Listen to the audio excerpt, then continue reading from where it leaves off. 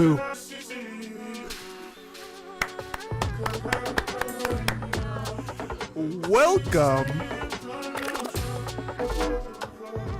Welcome to Scratched Up Live, number 30 freaking 6.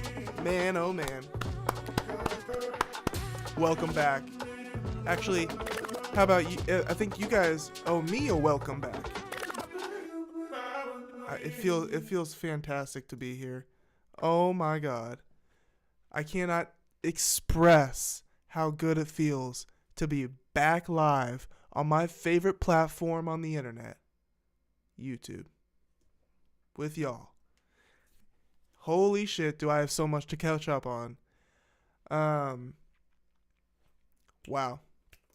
Let's just soak all that in right now. Let's just soak it in. It's summertime. It's officially summertime. I got a little stressed out there at the end of the semester, not gonna lie. Things got a little tight.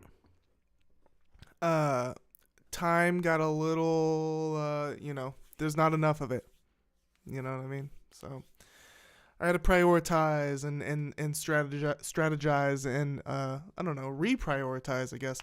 I'll tell you what, the last stream that I did was like over a month ago. Episode number 35, talked about the new Will Smith album or something like that. It was kind of a disaster of a stream. Maybe maybe the viewers wouldn't pick up on that, but I felt like it was kind of a disaster of a stream. The fucking buffering on the video, it was so bad. It was like so glitchy. There was something wrong with my OBS, and I just felt off kind of. I just kind of felt off, and after that stream ended, I was like, man, I gotta recalculate here. I gotta take a step back, recalculate, re-strategize, reprioritize, and basically that just meant take a little break. And so I did that, and I just kind of follow your heart with this shit, follow your gut, and took a little break. I'll also tell you, that stream, I felt like I was running out of, like, there wasn't any good, like, things to talk about. Nothing really juicy was happening in the media, my last stream, and I was like, man, I just, nothing's really catching my attention. But not right now. Holy shit, we got a fun docket tonight, people. We got a fun docket tonight. Stuff that's kind of been piling up. Because I haven't been streaming for the last month or 2 months, but I've definitely been, keeping tabs on what's going on.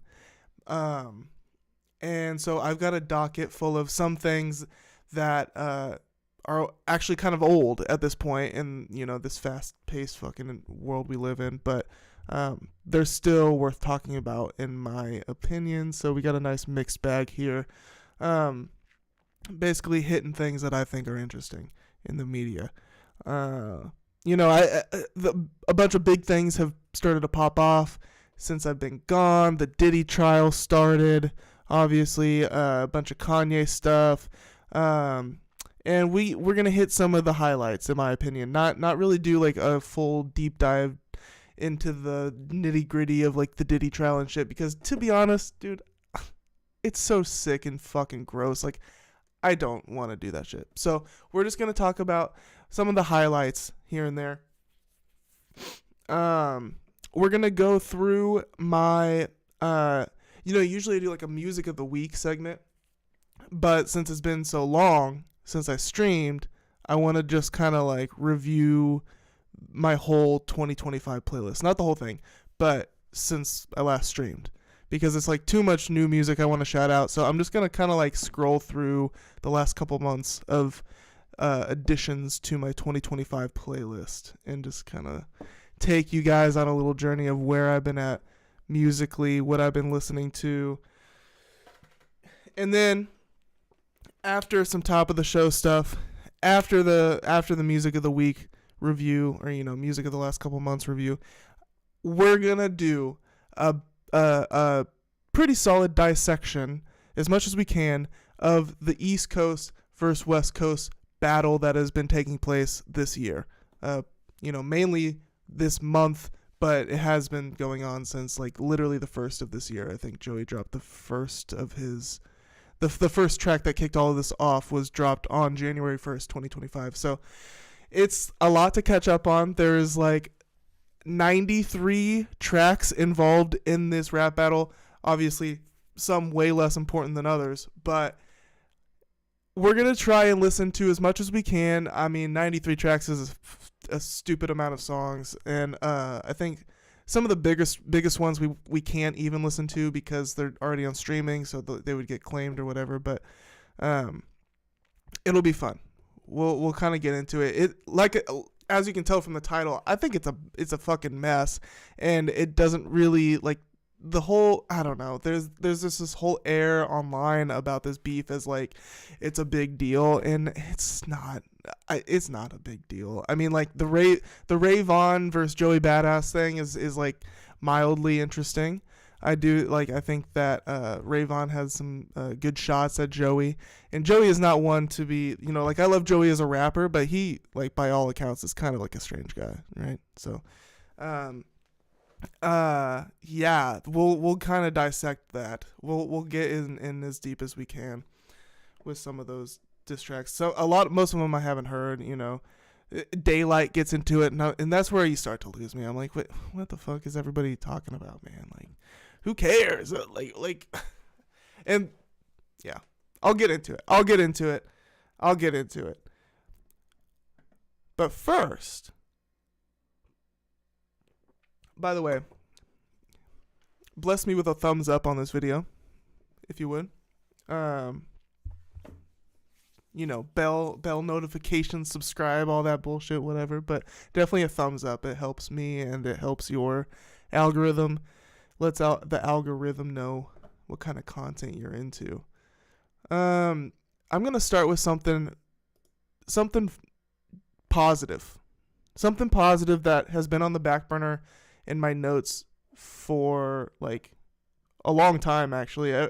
Like really since like my second to last stream that I did most recently. It has to do with Knxwledge, the producer Knxwledge. He posted some stuff on his story, and I'm pulling it up now. I thought I had it pulled up already. I don't know what happened to it, but okay. So this happened. Okay, he posted this on the anniversary of To Pimp a Butterfly, right? And he has a song on To Pimp a Butterfly that he produced. Which one is it? Mama. He produced Mama on To Pimp a Butterfly. And so this is a little old. I think the 10-year anniversary was in March or something like that. And on that anniversary day, Knxwledge posted this on his Instagram stories, and I just kind of stumbled upon it, and I thought it was like a cool insight to like one of my favorite albums of all time. Many regard TPAB as one of the greatest hip hop albums created. So this is his little TPAB story, like how he got to be on it. He said, I made and released this beat 8 years before K. Dot heard this. So the original title of the beat is So RT, or So Retweet, or So RT, I don't know. I made and released this beat 8 years before K. Dot heard this. My G is Soli, E. coli, had the anthology tape in the deck while he was doing a photo shoot, and the rest is history. So I guess... So his homie was doing a photo shoot with Kendrick, I guess, and was playing the anthology tape by Knxwledge while the photo shoot was happening. That's what I'm guessing he means by this. And Kendrick heard it and was like, "Yo, I need that shit." Dot texted me that afternoon and said he needed that loop. Yeah, so I guess that's what happened. All right, and then so beat was made 8 years prior before Kendrick even heard it. Kendrick heard it, I guess in like 2013, 2014-ish. Texted him, and then, okay, so he didn't hear anything for 2 years. So, yeah, about 2013-ish, K-Dot heard this beat by chance. By the way, dude, you never know who's listening to your music. I mean, obviously, Knxwledge had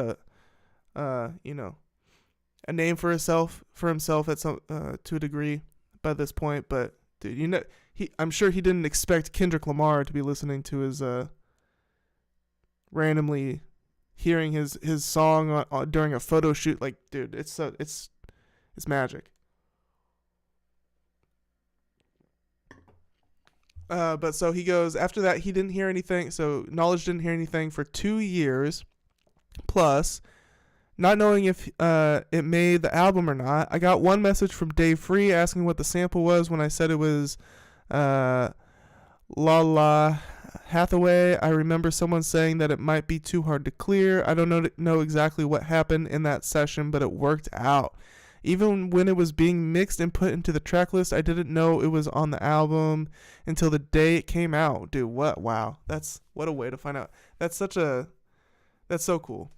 You know, everything Kendrick does is so heavily under wraps.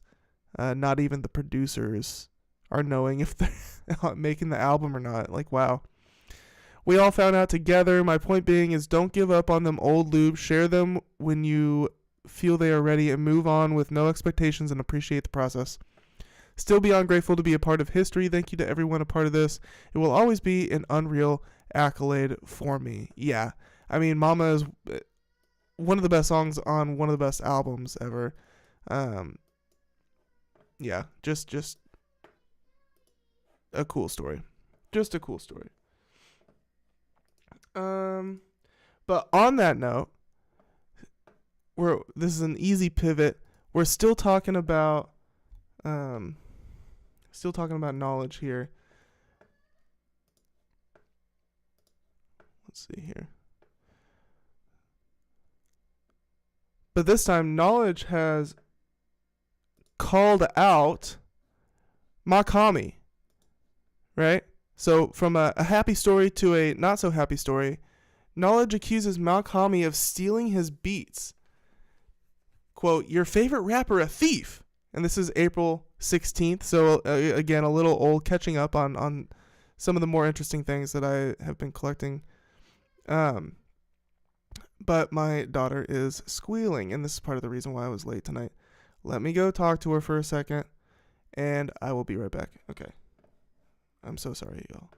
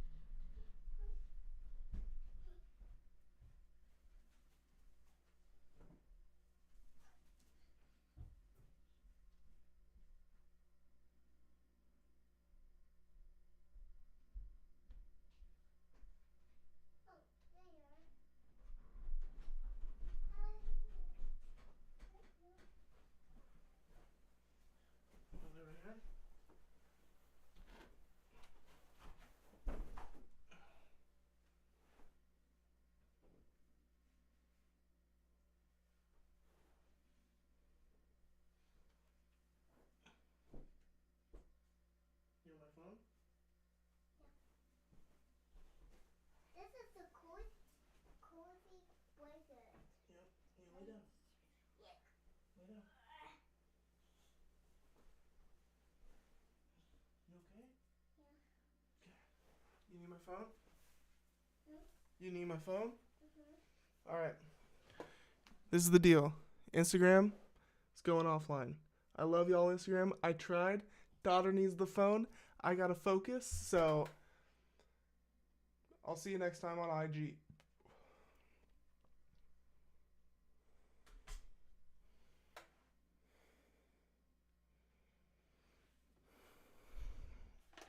Almost ready here, y'all. Why just put up way to the top? Why are you talking to your phone? I'm talking to the computer because I'm streaming. Why?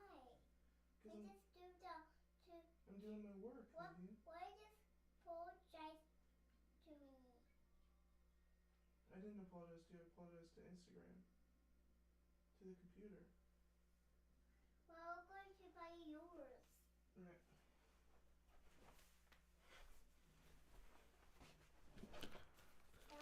Right.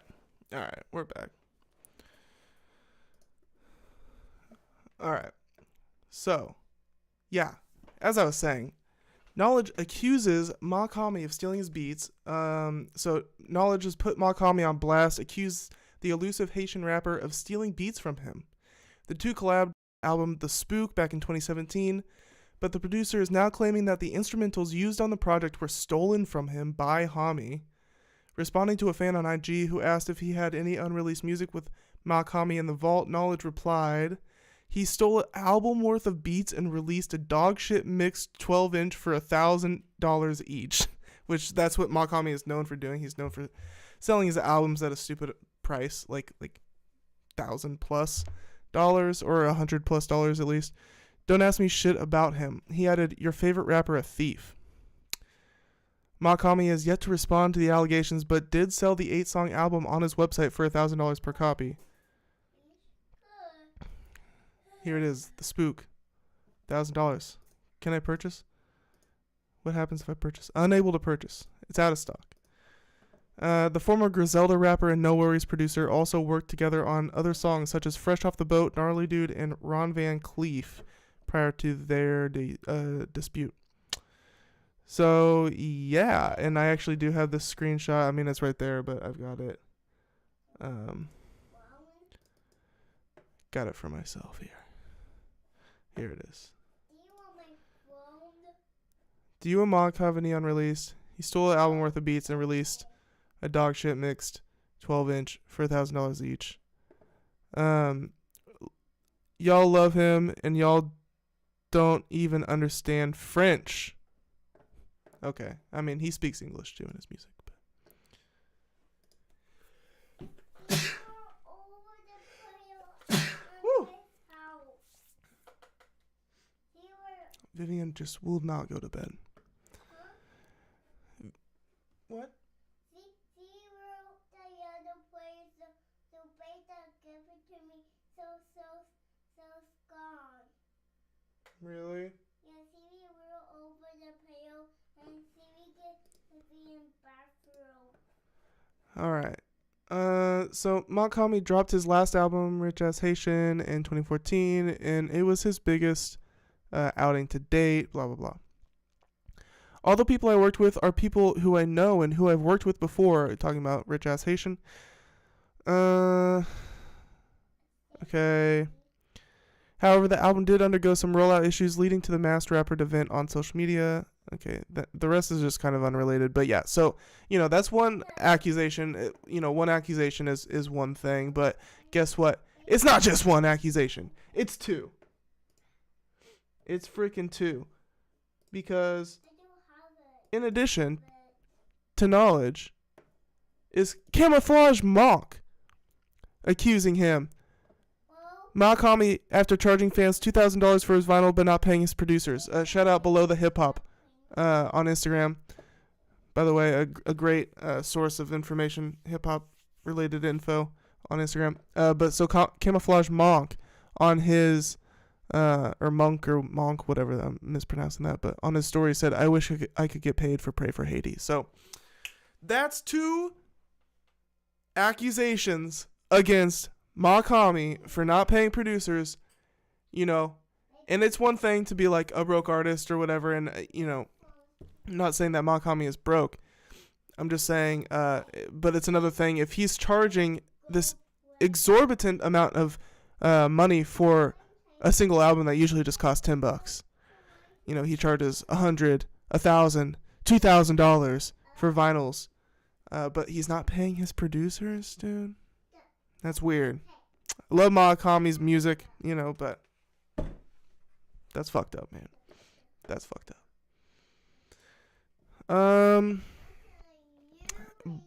Bada boom, bada. Oh, I guess I didn't.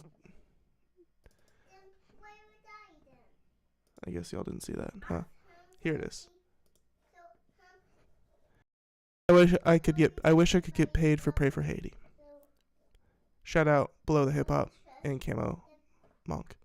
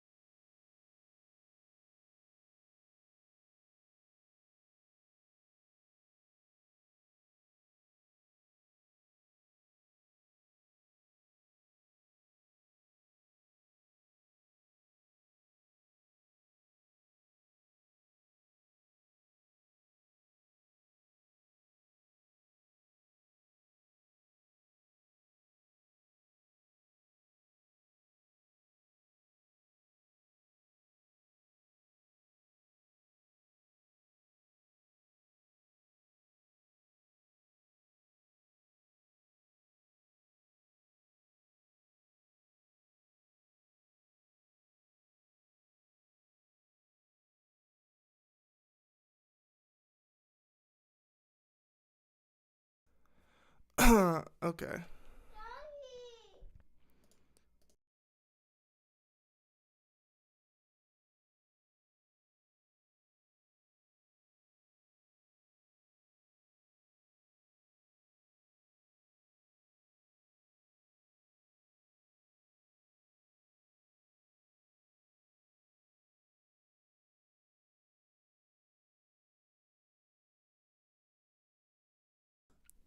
Welcome to my life. Welcome to my life. But yeah, that's that. By the way, now that it's summertime, we're gonna be doing our 2 streams a week, like I promised, like a couple months ago.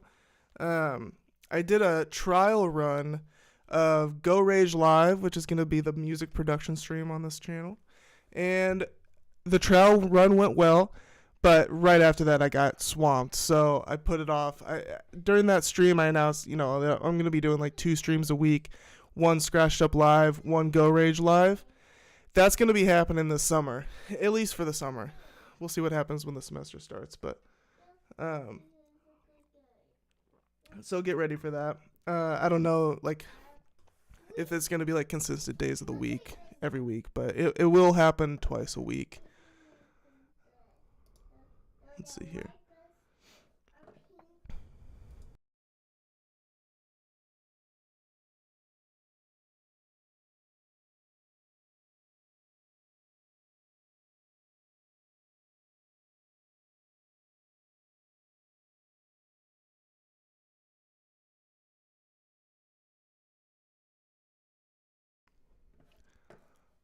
All right. So the next. So I have purposefully been ignoring Kanye updates because it's like too much. It's ridiculous. He's such an attention freak. Like, Who cares? He's doing whatever he can for attention. He's being the worst of the worst for attention. So it's like, I'm gonna ignore some bullshit like that. And I've covered it, enough. But I do want to talk about this.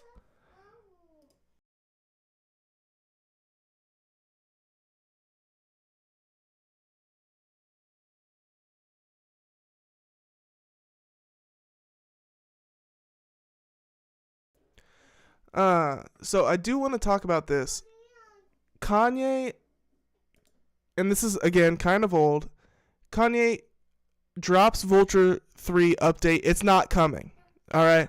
Now, at this point, we know about Cuck, the whole Cuck album released, leaked, and that's a thing. But before Cuck, and possibly even another album that he had, Boley was another thing that was supposed to happen. Whatever happened to Boley, right? We don't even know. But he canceled Vulture 3, whatever the fuck, citing irreconcilable differences with Ty Dolla $ign, essentially, right? So Kanye claims Ty Dolla $ign announced he didn't condone any hate speech on social media while they were on a plane together. So Ty Dolla $ign, in the midst of Kanye doing his manic, crazy tweeting and just like hate posting and just like being just so hateful towards Jewish people but just like all sorts of people and just being super nasty. Apparently Ty made his tweet disavowing and distancing himself from Kanye while on the same plane as Kanye. That's a sweet little detail, a nice little nugget detail there. Kanye's recent comments claims the cancellation of Vulture 3 is because Ty Dolla $ign is no longer speaking to Kanye. Originally scheduled for release in April 2024, the album has suffered multiple setbacks, each compounding public anticipation. Kanye West implied that Ty Dolla $ign's involvement contributed directly to the latest postponement. One major flashpoint came when Ty Dolla was abruptly dropped from the Coachella 2024 lineup. Reports indicated that organizers distanced themselves due to Ty's association with West. Who could have seen that coming? And this is my little asterisk and part of the reason why I want to talk about this. But like, we cannot forget, and it was such a moment for me personally, seeing it play out last year. Ty Dolla $ign made 2 albums with an open neo-Nazi. Like, we cannot forget that. He did that shit brazenly. I mean, it seemed like the world didn't give a fuck, so, like, sure, I guess he can get that past. Like, nobody was really caring, I guess. But at this point, Kanye had already proven himself to be a hateful bigot, specifically towards Jewish people. It's just, like, so weird. And then, like, I guess we all forgot about that. Or, like, I guess people, like, he's just being Kanye. Like, he doesn't mean it. But when Ty Dolla $ign, when these Vulture albums were announced initially last year, I was like, wow, really, Ty Dolla $ign? Like, you're gonna do that shit? Like, this obviously is not gonna end well. And it actually is ending worse than I had even anticipated. Somehow Kanye continues to subvert my expectations, or go beyond my expectations. So reports indicated that organizers distanced themselves due to Ty's association with West, whose past anti-Semitic remarks remain a source of controversy. The fallout not only limited Ty's performance opportunities, but also placed additional strain on their collaboration at a pivotal moment. Legal troubles have further complicated the album's journey. The estate of the late... That's a big-ass bug. Big-ass fucking mosquito moth thing just flew out of nowhere. So many distractions around here. Holy shit. I don't know how that bug could have gotten in. It's very strange. The estate of the late... Oh, wait. So legal troubles have further complicated the album's journey. The estate of the late Donna Summer filed a lawsuit against both West and Ty Dolla, accusing them of unlawfully sampling her classic track I Feel Love in their song. I remember this was like one of the better songs on the album, and then it was taken off streaming, so that was pretty disappointing. But who gives a fuck, right? At this point, these allegations forced revisions and almost certainly contributed to further delays as legal proceedings unfolded behind the scenes. Okay, I guess this is Kanye talking about it. Vultures 3 also, I'll be with it, but I don't think Ty talked to me no more, so I don't know. You good? Hope you squash it with time. Yeah. Okay, that was a quick little thing. I know, I see it. It's okay, Vivian. She's talking about the bug. Despite mounting obstacles, Ty Dolla $ign has repeatedly emphasized that Vultures 3 remains on the way. Really? He said that? When did he... Wait, what? When did he say that? In January, right? Yeah, that was back in January. Things have changed. I don't know why they're adding this. This is weird.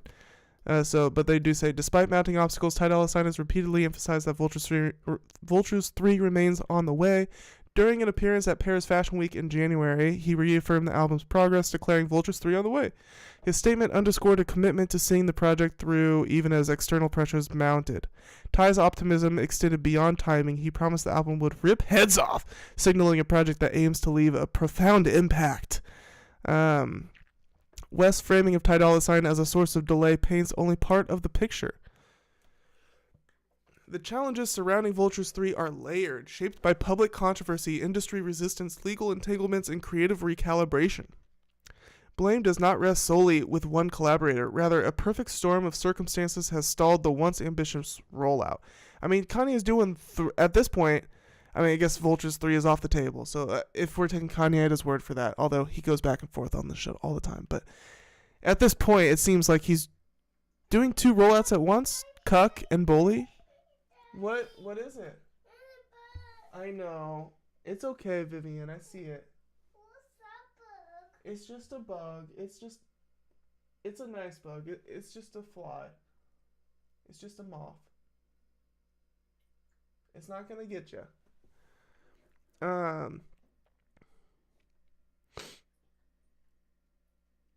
But yeah, Bully and Cuck. Kanye is doing 2 rollouts at once, I guess. He leaked one of them. But nevertheless, both artists have shown a consistent dedication to the album's completion. Their joint vision for Vultures 3 appears undeterred by industry setbacks or legal disputes.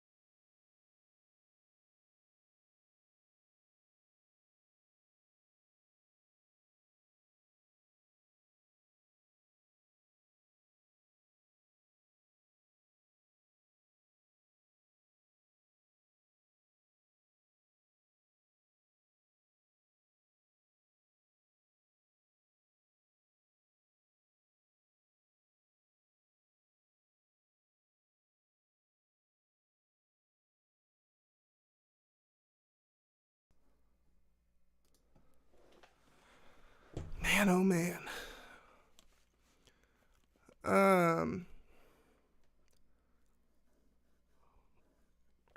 Yeah, so never forget, Ty Dolla $ign made 2 albums with a neo-Nazi. That's my point. That's basically my point. And we're gonna drill that shit in, brother. We're gonna drill it in. By the way, did you see Kanye? He's not anti-Semitic anymore. Did you see that? Big announcement, folks. He said it. He announced it. Like it's an album release date. Big news. Kanye's not anti-Semitic anymore. He said it. So, cheers to that.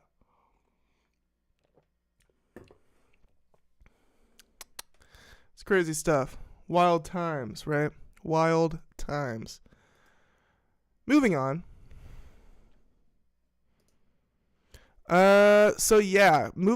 Pivoting towards the Diddy trial, right? The whole Kid Cudi testimony thing. This badass photo op that Kid Cudi had yesterday is probably gonna stay with him for the rest of his career. These photos, they're so cool. He's smoking a cigarette coming out of he's in a black leather jacket, walking out of a limo or an Escalade or something, smoking a cig, looking like down and solemn, and it's raining outside.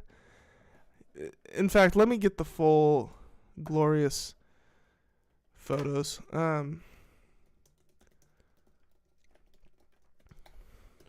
Just so we can have that imagery. I mean, you got a taste of it there, but I mean, I guess it's like this. Get the bigger. What? Why? It's basically just this. There was a cooler shot though. Here we go. Like this. How big can I get this? How cool is that, dude? I mean, if the circumstances weren't so like sad and fucked up, it'd be kind of cooler, but dope pick, right? But yeah, so Kid Cudi opens up at the Diddy trial. So I guess we just read about that. He posted a little thing after the testimony. You may or may not know Diddy is accused of bombing Kid Cudi's car because Cudi was dating Cassie, who Diddy had a long-term relationship with. But they had broken up. We're going through a rough patch, Diddy and Cassie, and during that time, Cassie was dating Kid Cudi, and Diddy did not like that, right? So I guess let's just read. Kid Cudi has opened up after going through what he calls a stressful time testifying in Diddy's sex trafficking trial. In a video he put out on social media shortly after he finished giving evidence, Cudi spoke briefly about the emotions of the situation. He said, "Hey guys, so I just want to say, man, we'll watch the video, I guess. Let's just go ahead and watch." Hey guys, so I just want to say, man, I've been seeing all the love and support, and I just want to say thank you so much, man.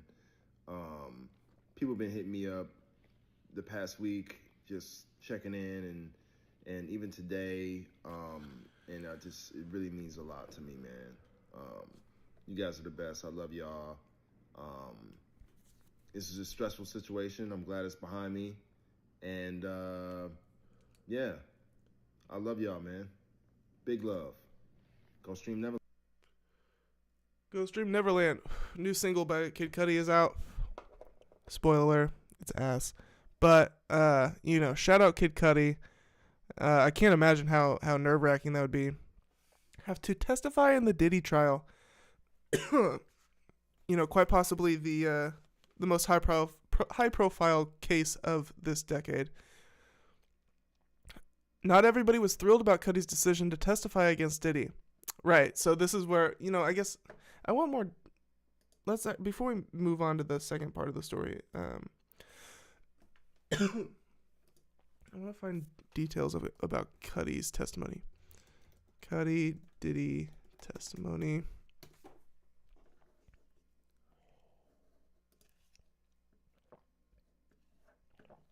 Here we go. By the way, I didn't mention it, but new New setup here. Y'all like it? How we feeling? No more basement background. We got like a dope hip hop background going on here. Y'all like that shit? We're buffering? That's no bueno.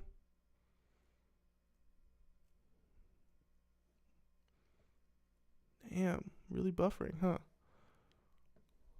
God damn, y'all. Struggle stream.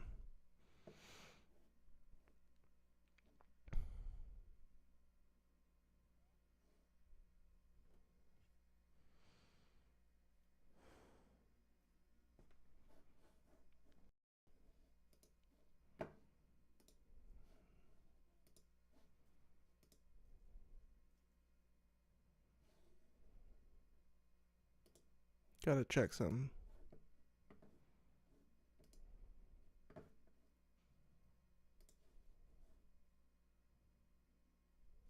Damn, it really is buffering like a motherfucker, huh?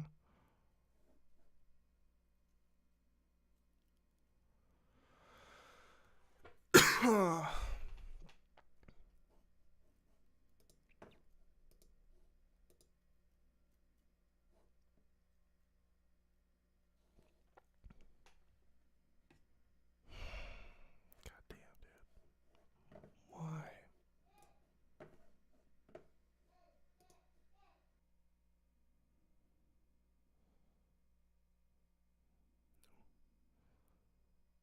Are we back with excellent connection yet?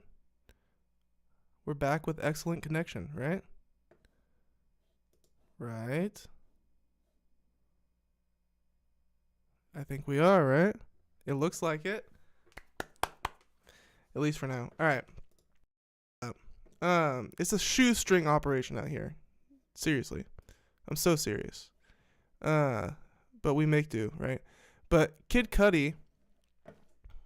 Let me do another. All right. Let's read about his testimony. Okay, rapper He says his car was set on fire weeks after Sean Diddy Combs broke into his home. It's terrifying. Rapper Kid Cudi testified Thursday that Diddy broke into his Hollywood Hills home in 2011 after finding out he was dating Combs' ex-girlfriend, the R&B singer Cassie, and said he was sure Combs was behind the firebombing of his car weeks later. Speaking at Combs' federal sex trafficking trial in Manhattan, Cudi said that while he and Cassie were briefly dating, he took her to a West Hollywood hotel in order to get her away from the seething Combs. While there, he said he got a call from Combs' assistant Capricorn Clark. What a name. She told him Combs and an affiliate were in Cudi's house, and she had been forced to go with them. Cudi, whose legal name is Scott Miss Cudi, said that he called Combs while driving home and asked why he was in his house. He said Combs calmly replied, "I want to talk to you." But Combs wasn't there when he arrived. Cudi testified instead he found that someone had opened Christmas presents he'd bought for his family and locked his dog in a bathroom. Cudi wasn't sure what was going on, so he called the police. That's strange. A few weeks later, Cudi testified his Porsche 911 convertible was damaged by fire while parked in his driveway. Cudi said he was at a friend's house when his dog sitter called and told him his car was on fire. Jurors were shown photos of the car's red leather interior scorched and burned with a hole apparently cut in the fabric roof. A Molotov cocktail was found in the passenger seat. So they cut a hole into the roof of the convertible and dropped in a Molotov cocktail, I'm guessing. Cassie, whose legal name is Cassandra Ventura, testified last week that Combs threatened to blow up Cudi's car and hurt him after he learned she was dating the Grammy Award-winning rapper. Just so enraged at the fact that, and surely he, dude, what kind of a relationship even is this? Like, he literally, I'm sure, does whatever he wants. Anyways, so, she is with Cudi while they are on a break, essentially, where Combs does whatever he wants anyways. And he gets so enraged that he fucking blows up Cudi's car. Like, that's insane. That's insane, dude.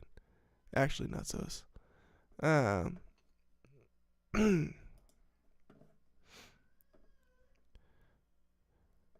Combs denies involvement in the blaze. Cudi told jurors he met with Combs the next day at a LA hotel to try to smooth things over. After the fire, I said, "This is getting out of hand. I need to talk to him," Cudi said. At the end of the meeting, as they stood and shook hands, Cudi said he asked Combs, "What are we going to do about my car?" Cudi said Combs gave him a very cold stare and responded, "I don't know what you're talking about." Cudi thought he was lying, but let it go, and there were no more episodes at his house. A few years later, Combs apologized for everything when they ran into each other at a hotel, Cudi testified. Combs seemed subdued as Cudi testified. Although he looked toward the witness stand, neither man seemed to react to the other. Cudi didn't look at Combs when he left the stand, wearing jeans and a black leather jacket. Cudi arrived at the courthouse smoking a cigarette while someone held an umbrella. We saw the pictures. Fucking badass.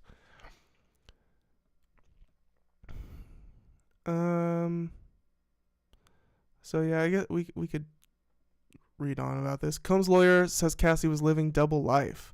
During the defense cross-examination of Cudi, Combs' lawyer Brian Steele painted Cassie as the villain in her relationships with Combs and Cudi, suggesting she had played both of them and had been living a double life. Cudi testified that when he started dating Cassie in late 2011, she led him to believe she and Combs had broken up.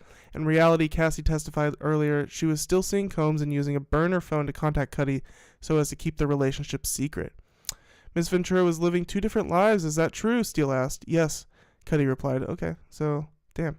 Cudi said he was in love, but that's still no excuse to Molotov cocktail somebody's car. Like, that's insane. Cudi said he was in love with Cassie and was upset to find out she later decided to go back to Combs.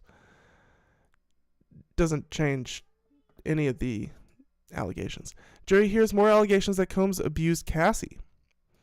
In 4 days of testimony last week, Cassie said Combs physically abused her during most of their relationship from 2007 through 2018.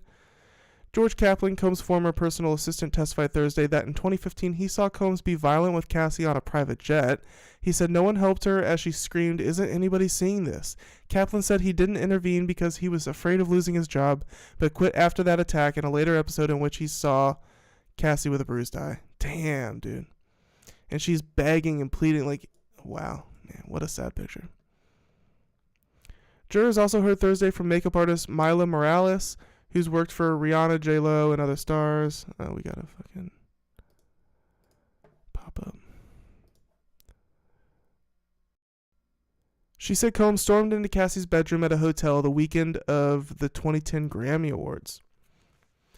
The fact that he does this shit with, like, workers around, like, he gets in these blind rages, man. Combs shut the door and she heard yelling and screaming. Then she saw Cassie with a swollen eye and a busted lip and knots on her head.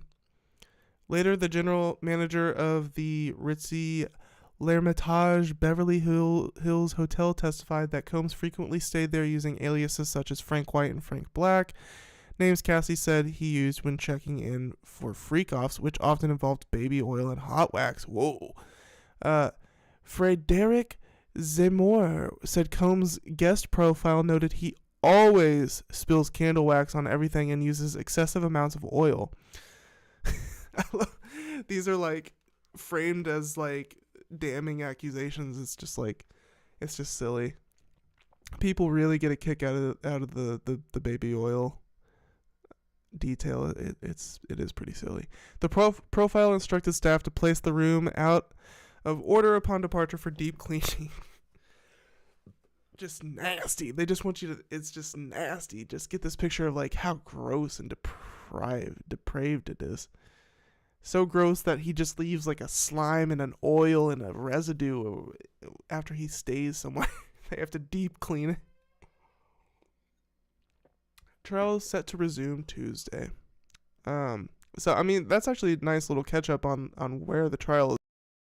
And right now it's Saturday, or tomorrow is Saturday, so they've been off.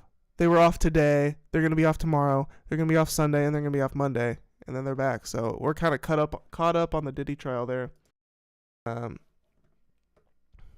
Caught up on the Diddy shit. We kind of blew through those. I actually do have one more thing. I have one more top of the show here. We did kind of blow through those. Oh, actually, two more. So continuing on from the. Oh God. Okay, I'll be right back. Actually, one more time. One more time.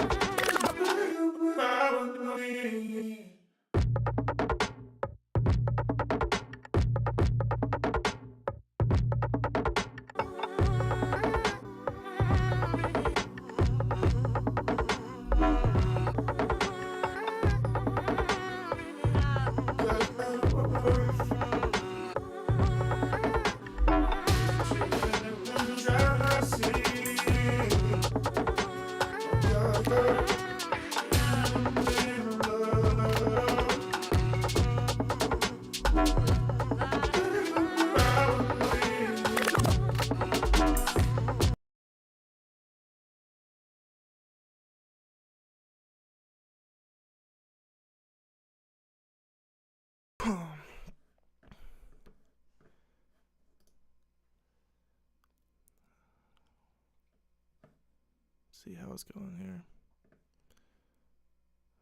I want to go through my new music next, just making sure that the stream is working.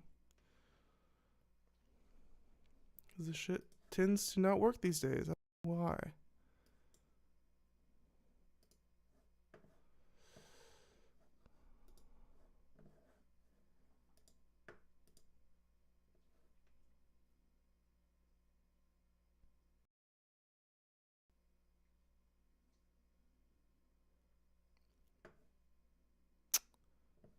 It's just a fucking disaster.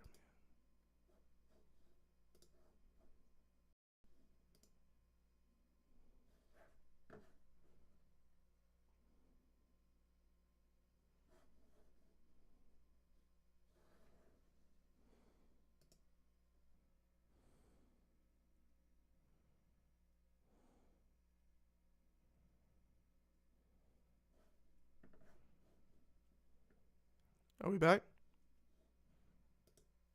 Does it work now? Okay, seems better. Man, this is frustrating. I don't know why.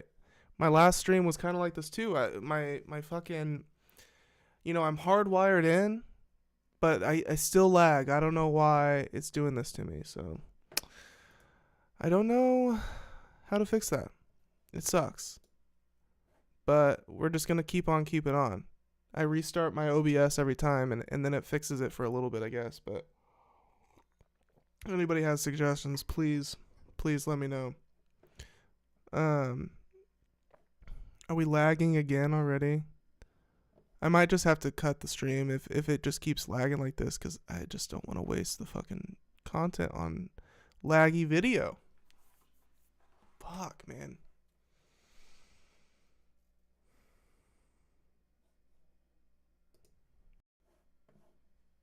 For a little bit, I guess, but if anybody has suggestions, please. Yep, this is not gonna work. I can't do it, guys. I can't do the laggy. I don't know what to do about it. If you know how to fix this, let me know. I am Etherneted into my fucking router or whatever, and it still just doesn't work. So I don't know. I'm in this stream. I'm sorry, y'all. I'm sorry. I'll try and fix this again next time, but I gotta bail.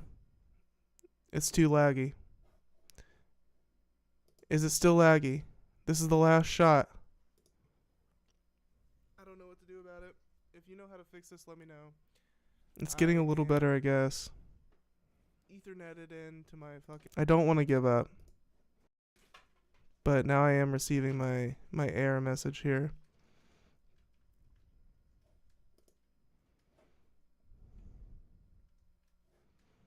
Just don't know why.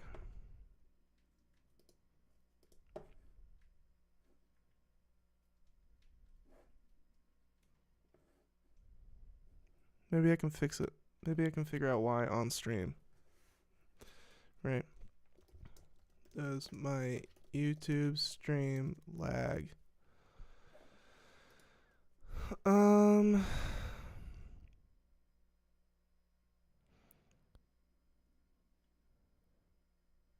Live chat. Live chat open. Just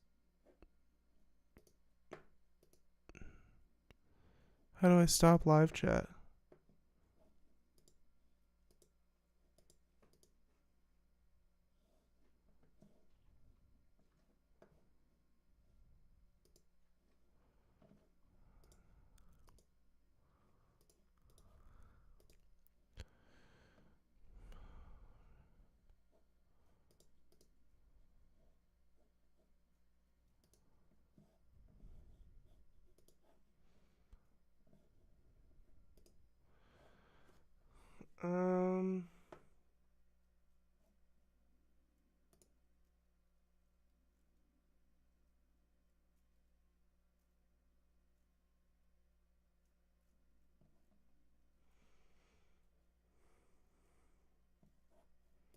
Should I change the latency? Oh, I can't now.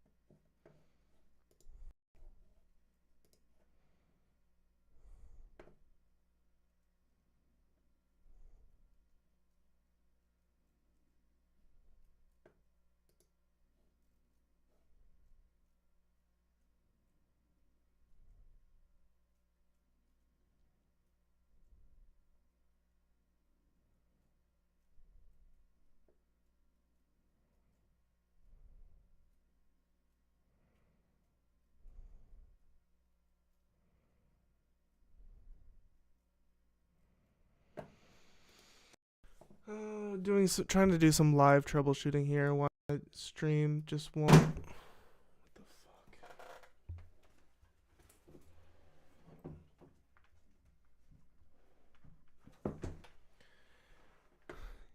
You know, this is part of the reason why I have streaming, because things just haven't been going my way during these streams. I'm just like completely frozen. Trying to do some live troubleshooting here. Why stream just won't.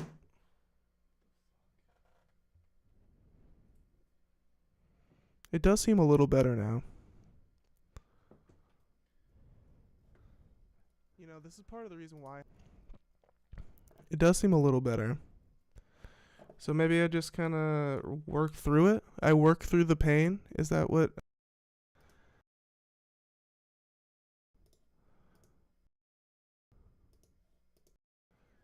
Even my internet seems fucking slow. You know, I have Spectrum. It's the only internet I can get at where I live. And I've never had Spectrum before.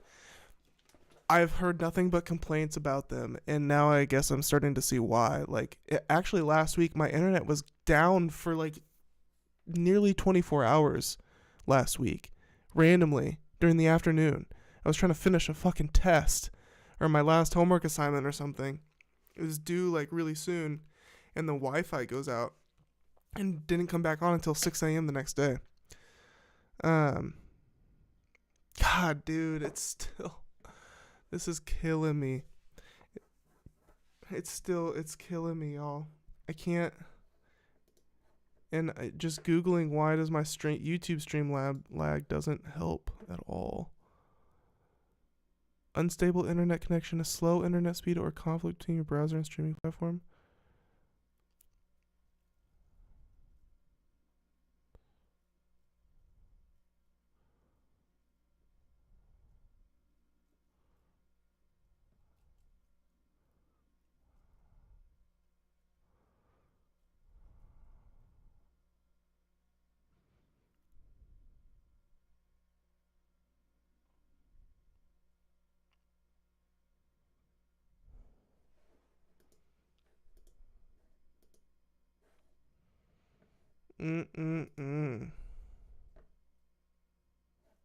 So disappointing, y'all.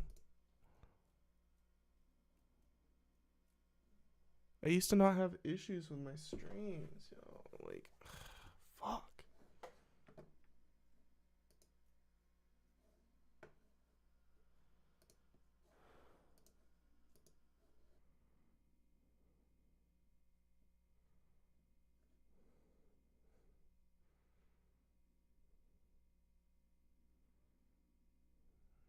Okay.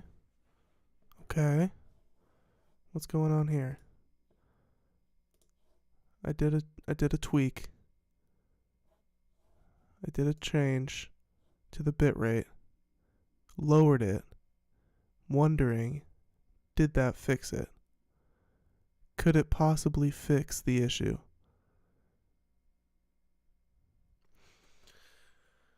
We will sit here and kind of see. Sit here and see what happens. I was feeling very discouraged. But if I could possibly fix this damn issue, we could continue on with the stream. I believe my daughter is asleep now. And it looks like we're doing pretty good.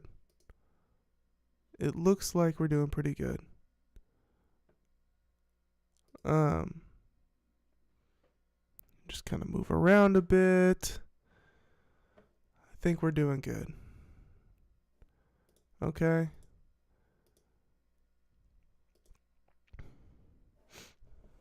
We love to see it.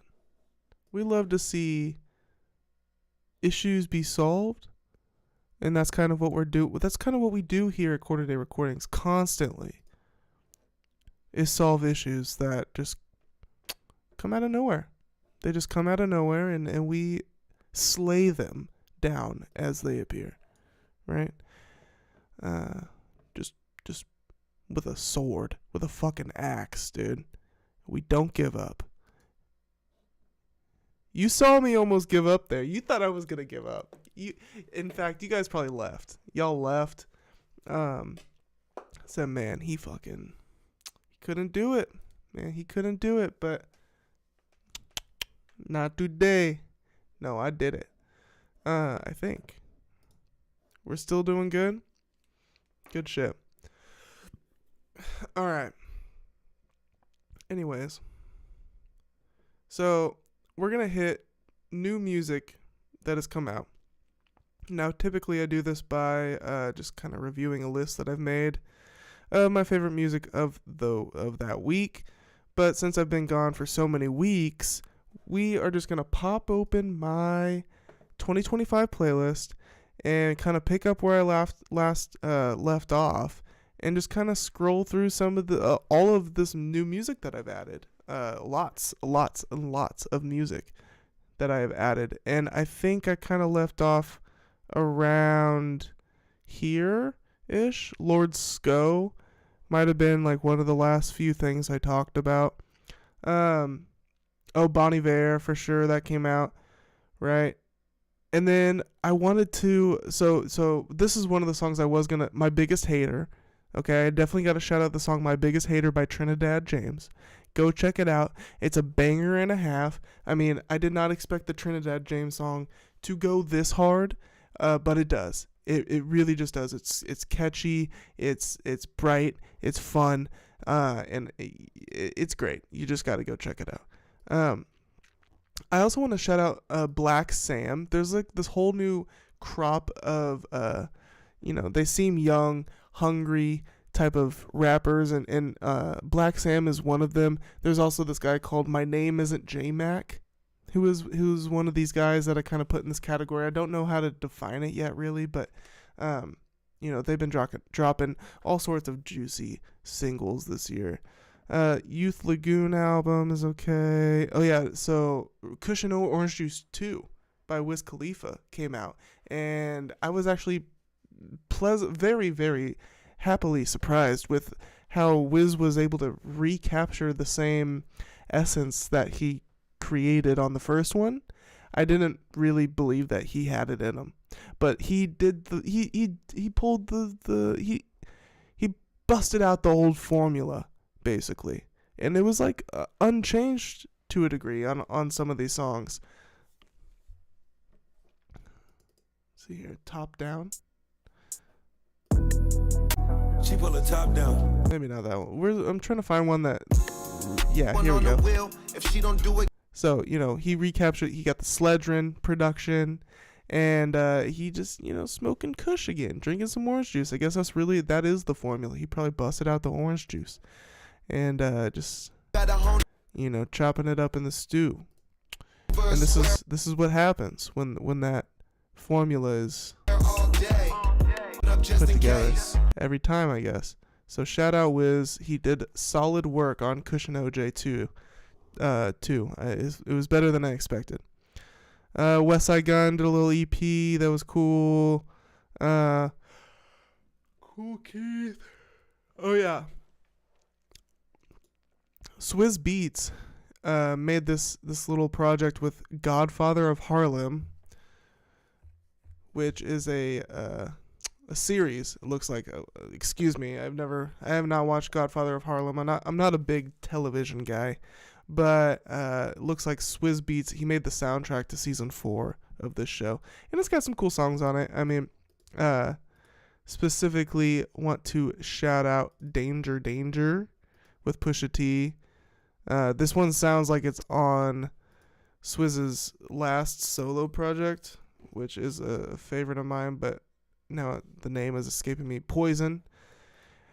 Danger Danger sounds like a cut off of Poison, or it could have been off of Poison. So if that kind of piques your interest, I definitely recommend it. Where was I? BFB to Pac-Man. Not that great. Oh yeah, the Fly Anakin album took me, like, I wasn't expecting it to be, I wasn't expecting to enjoy it as much as I did. It's called The Forever Dream by Fly Anakin. Very vibey. Very vibey.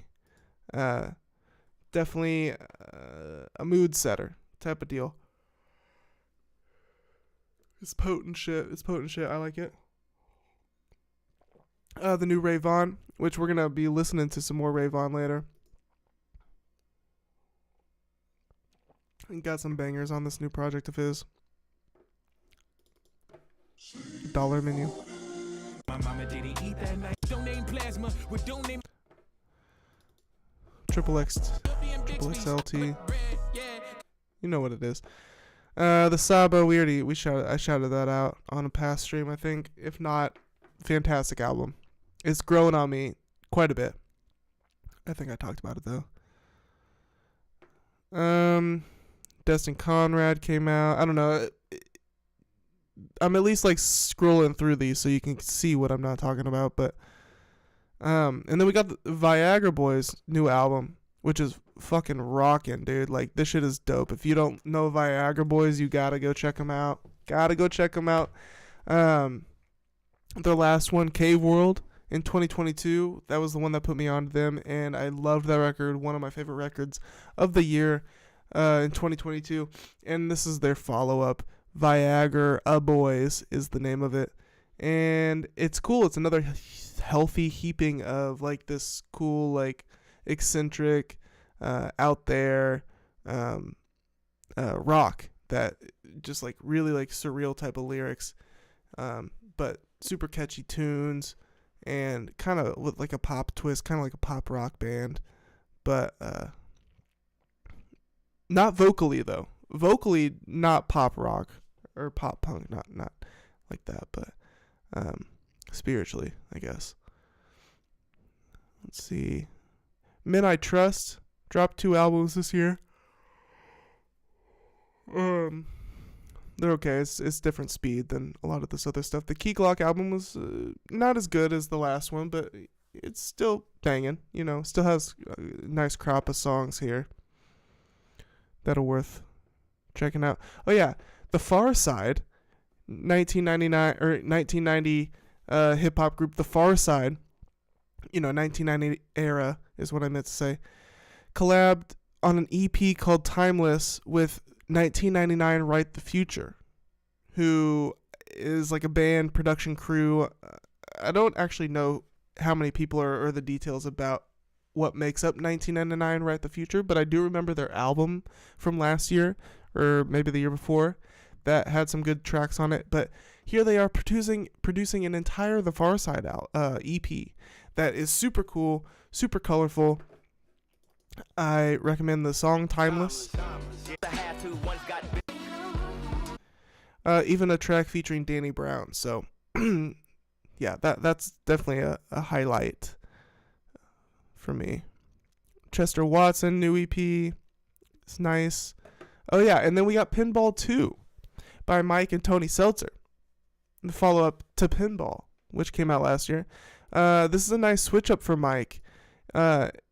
If you're kind of tired, if you like Mike, but you're a little getting, tired of the same old from him, because he drops a lot of albums, at least 1 or 2 a year, that are kind of all like these ethereal, like just really like melancholy, almost like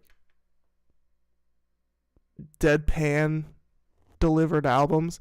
This one's kind of a bit of a nice switch up. More banging. He's going hard as shit. Yeah, I definitely recommend Pinball 2. I don't know if it's better than Pinball 1, but it's a nice switch up for Mike. For Mike's style. More hard, more of an edge to it. Then we got new Billy Woods album.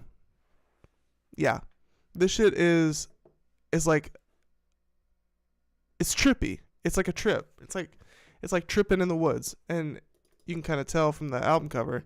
What is it? That's kind of what he's going for, and I think he nailed it. I do love Billy Woods. I need to give this album some more time though. Maybe I'll fall asleep listening to this one tonight. That actually sounds nice. So, but from what I've heard, I've listened to it a couple times now, but I haven't sat down and, given each song a full fleshed out run through yet. Kind of scanned through it a couple times in between those, got a sense of it. And but I'm really excited to dive deeper into this one. I mean, the features alone on this thing are crazy. Kenny Segal, Conductor Williams, Bruiser Wolf, Messiah Music, and Elucid, but a lot of Kenny Segal, so which is great. And LP, The Alchemist, just a great crop of producers and rappers on this thing. Highly recommend the new Billy Woods album for sure. And even the new Kali Uchis album is pretty good. It's pretty good. I mean, it starts to fall off towards the back half, in my opinion, but it starts off really strong. I love these cuts by Kali. This is like an English speaking album, which I tend to gravitate towards, obviously. So, new Lefty Gunplay album with Jason Martin is okay, but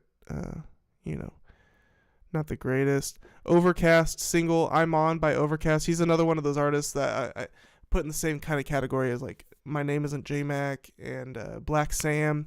They just very swaggy and kind of like coming off as like young and up and coming and hungry and almost like this 2020 geez, I can't speak. Almost like the 2025 version of a backpack rapper, I guess. But no corny. Nothing corny about it.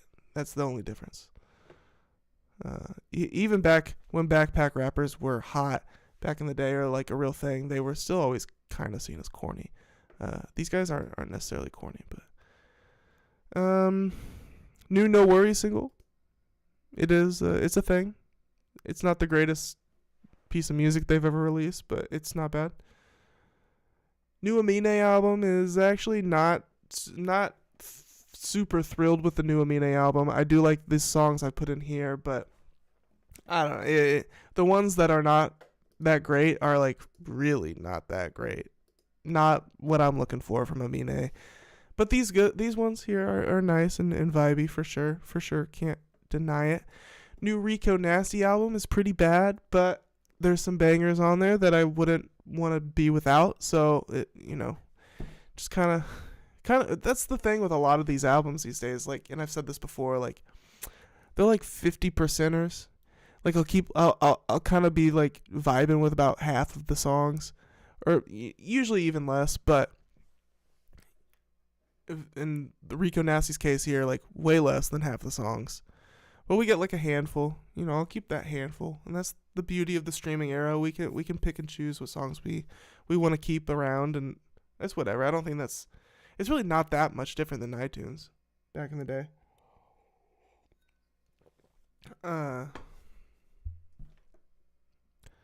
Then what else? Daylight. This is one of the diss tracks we'll get to. Well, I actually don't think we'll listen to this one because it's on streaming. We're gonna listen to the ones that are just on YouTube. Try not to get claimed or whatever. But new Drum album with this guy Ellis Quinn. I'd never heard of him. He's a rapper, I'm pretty sure. This thing's got 4 dope songs on it. It doesn't seem like maybe that doesn't seem like a lot, but I fuck with these 4 songs. So I kind of recommend this album. Leorprio, like a Scorpio. Leo and a Scorpio combined. That's the name of the album. Leorpio. Jay Prince, new album. First song is missing off streaming now. That's unfortunate. And then the last one in here. Oh yeah, I do gotta shout. We got Ho Era, of course, and then Doo Doo Face by Chip the Ripper. I gotta shout that one out. Doo Doo Face by Chip the Ripper. It's a banger, dude. Go check it out. With a title like Doo Doo Face, maybe you're like, I don't want to check out the new Poop Bars by Chip the Ripper, but it's not like that. It's fucking dope. Go listen to the song. If I had to recommend 2 songs, I'd do this one and My Biggest Hater by Trinidad James.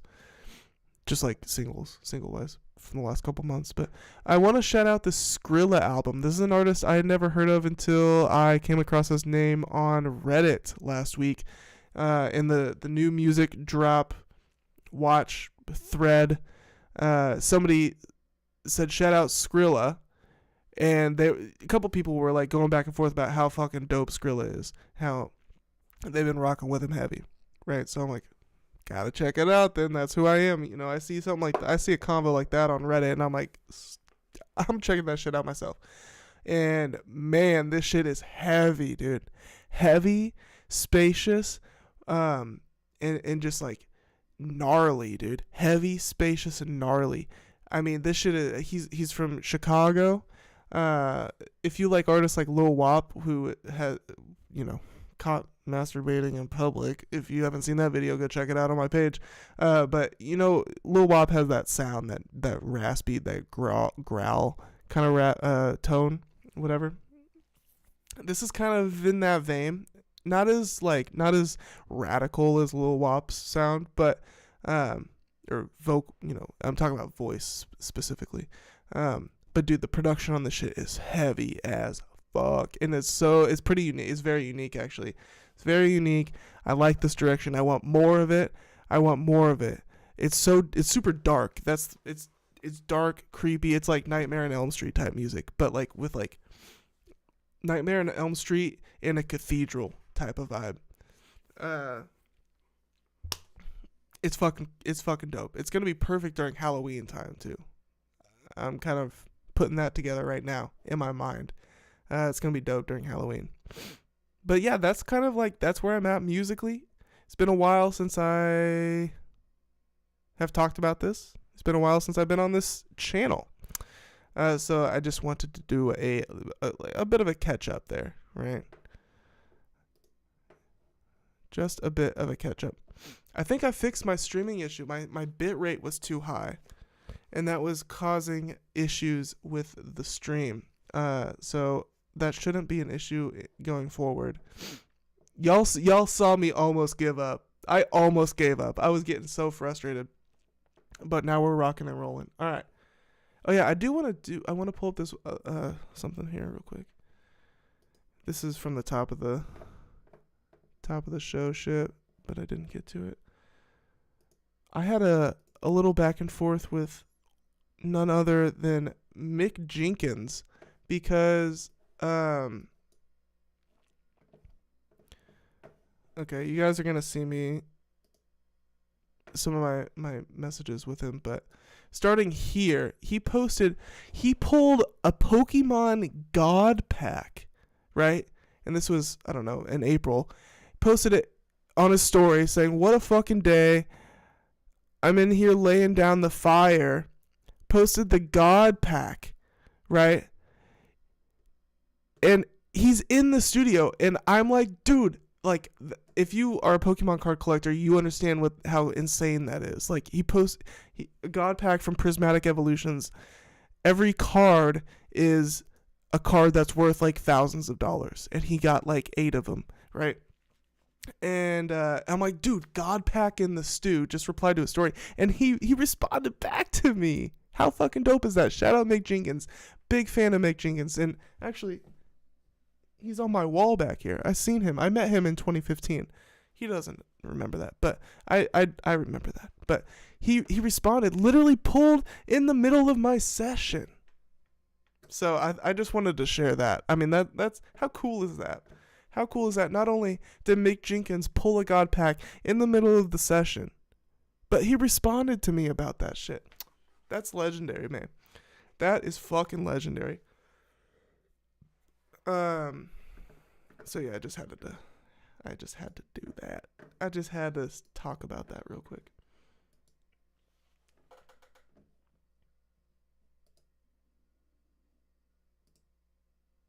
All right. Well, I guess we're here. We're here at the moment that everybody's been waiting for. The moment we're all here for. The fucking rap battle from hell, dude, has been happening this month, really all year, right under our noses, practically, until it hit mass consciousness this month. But the East versus West rap battle of 2025 boasts a whopping 93 diss tracks on its timeline. 93. And that's why the title of this video is what it is. 93 diss tracks from a bunch of people that are not involved. Like, to have a dude. It's one thing for two rappers to be beefing with each other and be lobbing disses through songs, lobbing arrows at each other through song. That's one thing, and that can be dramatic and that can be exhilarating and fun and exciting. But then it's another thing when it's not specific targets. It's not two specific teams or I say teams, I guess it is two teams, is East versus West Coast, but that's such a nebulous, it's such a wide open prompt that none of this to me seems very intriguing, except the Joey versus Rayvon. Now that is the heart of it, right? So the Joey versus Rayvon is something that I can sink my teeth into and get excited about. But all of these other side characters hopping in for their 2 minutes of fame, it's not doing it for me. It's not doing it for me. I don't see the stakes are very high. And then to top it all off, people are actually genuinely trying to discuss, do y'all think Kendrick is going to respond? Of course not. Of course Kendrick's not going to respond. You think that he cares about this? His time is done. His shit is done.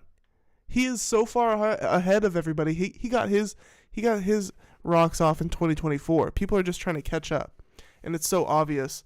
And I do have suspicions that it is kind of being contrived by labels because they saw how successful last year's beef was between Drake and Kendrick for their streaming. So I wouldn't be that surprised if there was strings being pulled by record labels or whatnot just to get people's name, people talking about people. Apparently Joey just announced that he's dropping an album this summer, so but let's read. Justin Hunt summed up all the main tracks and offshoots from the rap battle between Joey Badass, Rayvon, Daylight, and many more. Joey Badass and Rayvon battle was the main hip-hop event of the past few weeks. Don't forget about everyone else. Thanks to the one and only Justin Hunt, the company man, who I know of because of his, I guess I subscribed to him, at some point during the making this channel, but he did an interview with Almighty M80 that I watched as well. So that's a cool shout out, shout out company man. He's getting some love out here. We now have a solid idea of just how many tracks went back and forth throughout his the whole exchange. So Hunt made a whole list of every song. So shout out him. That's dope. So everything from Joey's The Ruler's Back all the way to Aaron Rose's Stockholm Syndrome encompasses a whopping 93 disses total in this Rap Royal Rumble. So yeah, that's pretty much what it is. It's just it's like a fortnight of fucking East Coast versus West Coast rappers. And this list is as of Thursday, May 22nd. So the door is not entirely closed for more lyricists to chime in, particularly a certain Compton boogeyman who the pro-era lyricist thinks is scared. Kendrick. Whether or not Kendrick Lamar will eventually chime in, it's fascinating to see all these diss tracks land on a spreadsheet. This obviously includes high-profile releases from the likes of Daylight, Reason, CJ Fly, Nick Caution, AZ Chike, Mick Jenkins, Kai Cash, J1, and many, many more. Oh, man. God damn. Nose is itchy as shit. As the timeline below shows, most of these cuts come from May and relate to the Joey Badass, Rayvon, and Daylight lyrical sparring. A lot of names popped up on these disses, and many more MCs chose to throw their hat into the ring.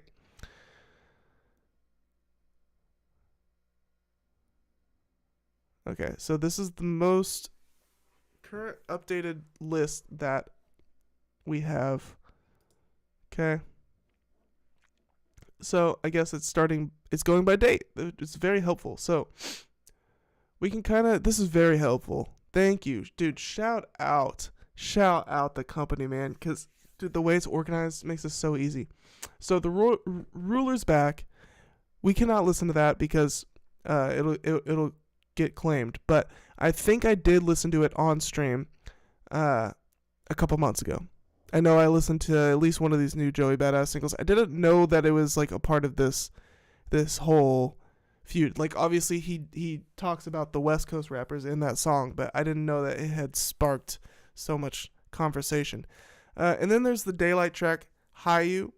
Okay, but that is also on streaming if I'm not mistaken. Let me double check. I'm gonna have my Apple Music open up here on my other screen. So we're gonna listen to the ones that we can.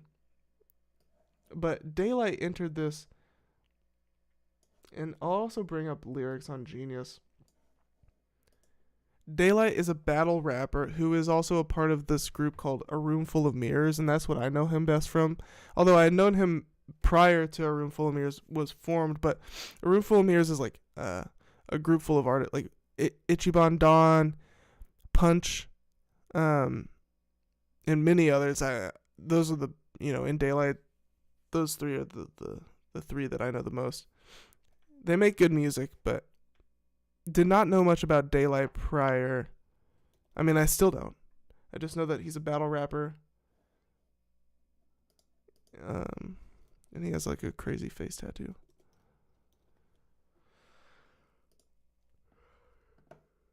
I'm trying to see.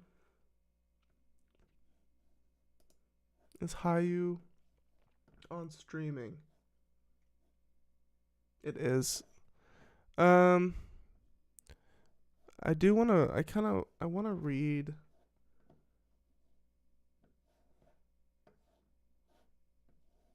Come on.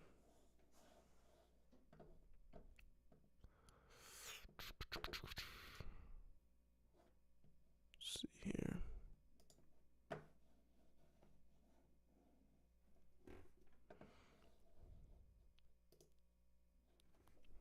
I want to read the lyrics to Hayu.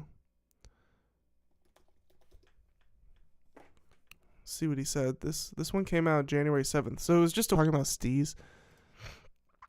So it kicked it off. If you aren't aware, I guess I'll pull it up.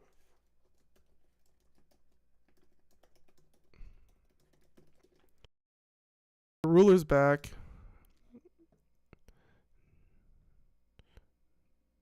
Let's see this.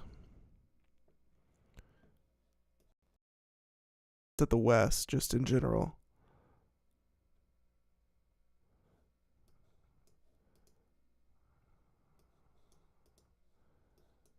Trying not to react. Just give me one reason. I swear I'm on full tech. East Coast. Oh yeah, too much West Coast dick licking. I'm hearing. Really ain't shit sticking. Cause if we talking bar for bar, really it's slim pickings. So and this song goes hard as fuck. Like I really this EP that Joey dropped earlier this year. It's so good. I fucking love it. So he comes out.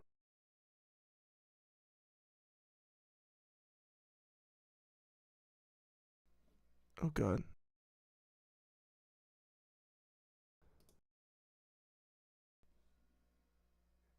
It's got me nervous.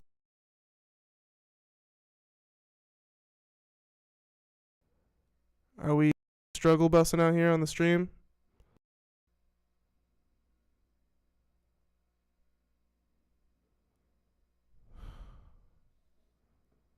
Jeez.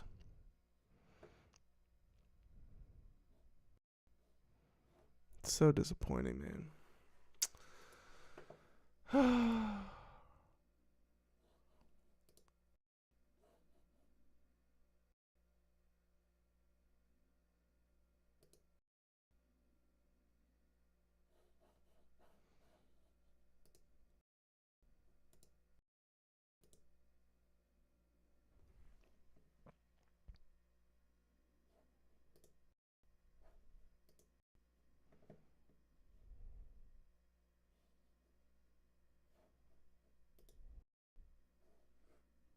Just straight stuck, huh? That really sucks, man.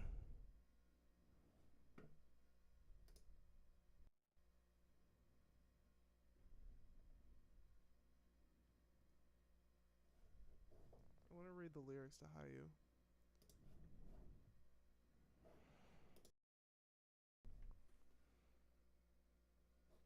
Just straight stuck. I can't believe it, man.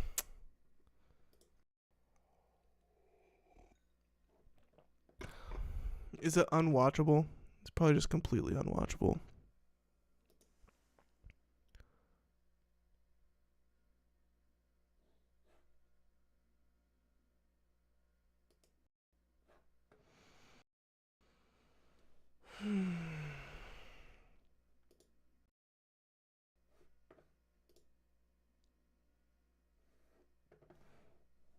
One second, let me go try one thing. Let me try one thing. 1 second.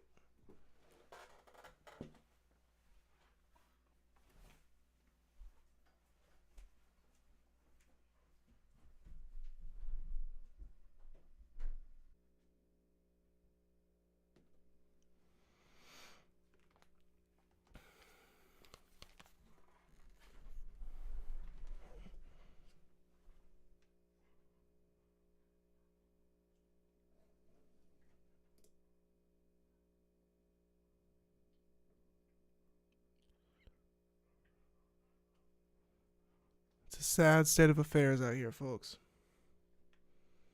It's a sad state of affairs. I'm doing more tweaks. Lowering the bitrate again. It doesn't seem to be working for a long time.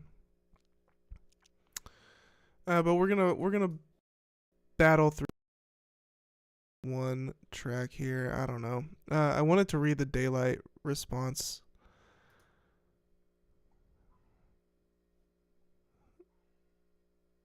So he says, credit line to the max. We overstack and those stees on my arm. We came for capital. So shots at stees. This is Dave's response to Joey Badass. Like a week after Joey took shots at the West, just in general, which in itself is like, he's not, dude. For people into this, it's kind of dumb. I mean, I don't know.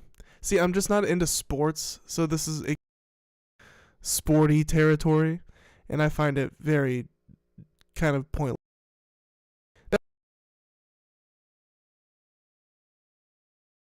But now we're just doing East Coast versus West Coast, like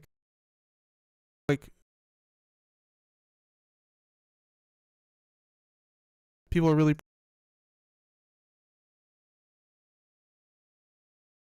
I guess Daylight didn't like that. And then we got Ray Vaughn with Crash Out Heritage. I don't out Heritage.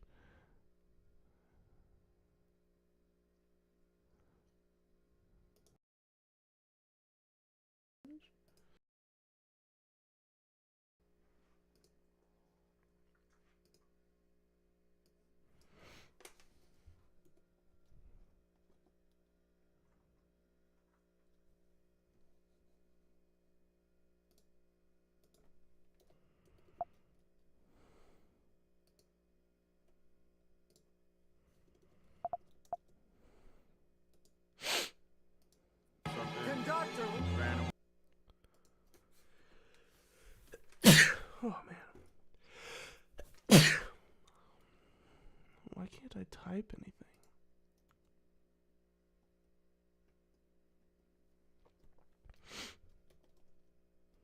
Yeah, I think I can listen to this one. This one should be fine.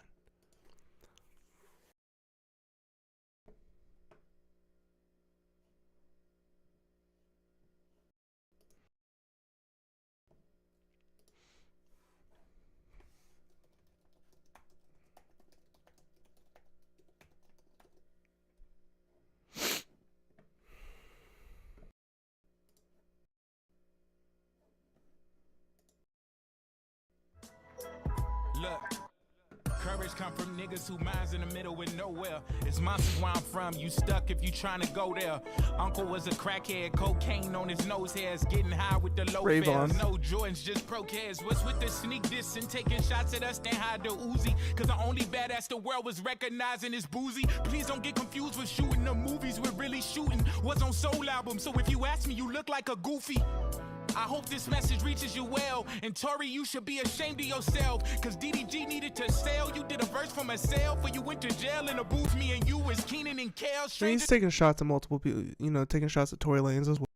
Things happen on the mic when niggas beef over L's. Don't think you shot her, I was praying for your freedom as well. You loyal to rappers in your early days, you beef with as well. If ain't no friendlies in a six, then we gon' blick you as well. Shoulda did 60 days in for a podcast. I treat Mar like orders from Timu. He'll get boxed bad. When it seemed like everyone hate us, how can we not crash? The pop out did something for niggas who don't got dads. Watch us make the stock crash. Kids play with cap guns. Last year was Act 1. I'm so that nigga. Black gums, I came for chicken. Flats drums, this TikTok crash out slang is not the right one. Not crash outs is doing shit you can never come back from. Speaking on the land and it's a quiet place. Marathon, my soundtrack to life. We in a giant race. My hustle be for rappers, client base. Pray they don't violate. I'm trying to make it home to my daughters with my entire face. Ozempic claims on the block the way we losing the weight. Dissing my sign, leave you can shine. You're blue in the face. Y'all cheesy as fuck. Charcuterie base, the unity fake. This not an ad, but AD know the community straight. I'm back on Fig, I'm getting in shape. Been losing my mind, it's not where it was initially placed. Tomorrow won't be in the same place I am as today. The West Coast, the best coast. Now get the fuck out my. They ain't gotta like us, we whooping feet and applying pressure. Point is that we been at they neck. Go get them diamond testers. Taking all fades off the back. Don't make me call for extra. That's why we always going off like black people smoke detectors. We raised Pac, Dre, and Nip. That's a heavenly trinity. And all we had was DJ. Okay.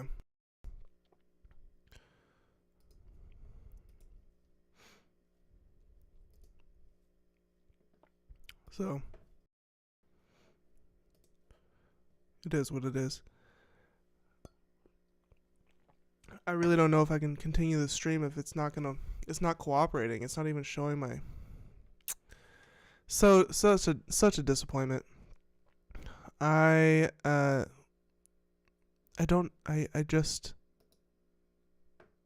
don't think I can continue this. But we got some stories out, and